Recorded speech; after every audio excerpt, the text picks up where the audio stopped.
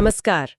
आज हम स्वामी विवेकानंद की किताब राजयोग पर बात करने वाले हैं। हाँ, ये किताब पातंजल योग सूत्र पर स्वामी जी की व्याख्या है। श्री रामकृष्ण आश्रम नागपुर ने इसे प्रकाशित किया है। बिल्कुल। और हमारा इरादा है कि हम इसके जो व्यवहारिक पहलू हैं उन्हें समझें। मतलब ये सिर्फ कोई फलसफा नहीं है, है ना? नहीं, बिल्कुल नहीं। स्वामी जी ने इसे एक तरह से विज्ञान कहा है, अंधविश्वास से बिल्कुल अलग। एक विज्ञान। अच्छा। हाँ। देखिए, सभी योगों का मकसद तो एक ही है, आत्मा को प्रकृति के बंधन से आजाद करना। पर राजयोग खास तौर पर मन पर काम करता है, उसे एकाग्र करना, जिसे समाधि कहते हैं। और मन की चंचलता, वो तो हम सब जानते ही हैं। स्वामी जी ने वो झील वाला उदाहरण दिया है ना। हाँ बिल्कुल, कि जब झील शांत होती है तभी उसकी गहराई, उसका तल दिखता है। वैसे ही मन है। तो राजयोग का काम है इस बिखरी हुई शक्ति को समेटना। एकदम सही। अपने असली स्वरूप को जानने के लिए मन का शांत होना, स्थिर होना ये जरूरी है। और ये सिर्फ कोई आध्यात्मिक बात नहीं है। अच्छा, मतलब? स्वामी जी कहते हैं कि इंसान का लक्ष्य अपनी बाहरी और भीतरी दोनों तरह की प्रकृति को जीतना है, चाहे वो कर्म से हो, भक्ति से, ज्ञान से, या फिर मन को वश में करके, किसी भी तरह से। इसमें अनुभव पर, मतलब प्रत्यक्ष अनुभव पर बहुत जोर दिया गया है। स्वामी जी धर्म को विश्वास से ज्यादा एक एग्जैक्ट साइंस, अनुभव का विज्ञान मानते थे। ये तो बड़ी बात है। हाँ बहुत। उनका मतलब था कि धर्म सिर्फ मानने की नहीं, खुद अनुभव करने की चीज है। जैसे वैज्ञानिक प्रयोग करते हैं, वैसे ही ऋषि थे।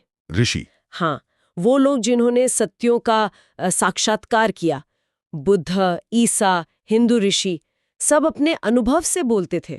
आत्मा का अनुभव, ईश्वर का अनुभव, वही असल बुनियाद है। तो इस अनुभव के लिए मन को साधना होगा। कैसे? क्या रास्ता बताया है?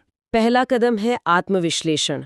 मतलब अपने ही मन को देखना, समझना, वो कैसे काम करता है, क्या सोचता है।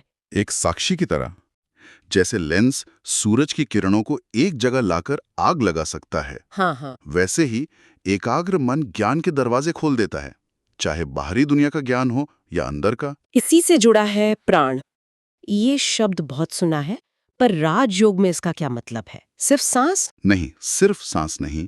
स्वामी जी कहते हैं कि प्राण ब्रह्मांड की सारी शक्तियों का जोड़ है, वो जीवन शक्ति। सांस तो उसका बस एक बाहरी रूप है, सबसे स्थूल। अच्छा, तो प्राणायाम? प्राणायाम असल में इसी प्राण को वश में करने का तरीका है, सांस के जरिए।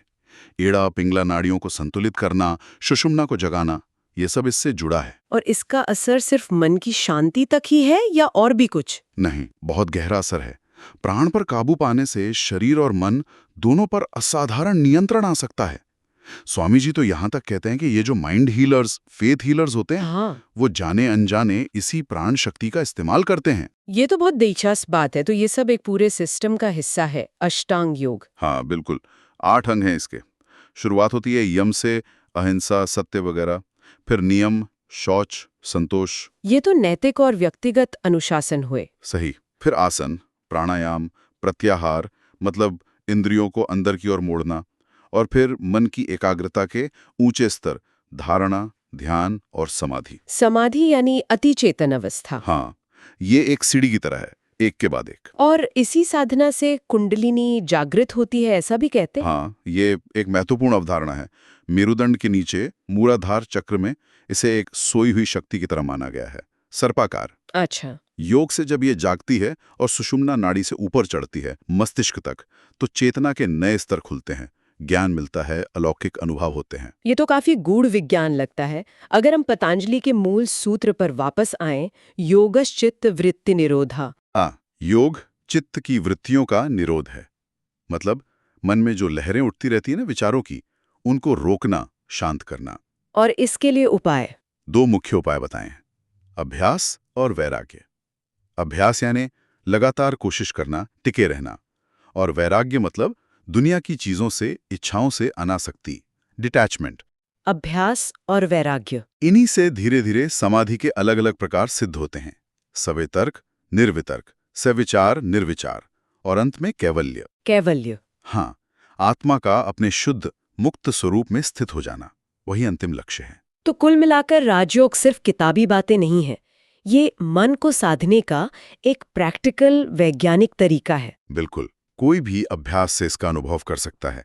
ये अपने अंदर की दुनिया को खोजने का एक नक्शा है, एक तरह से। हाँ, अपने भीतर की यात्रा का विज्ञान।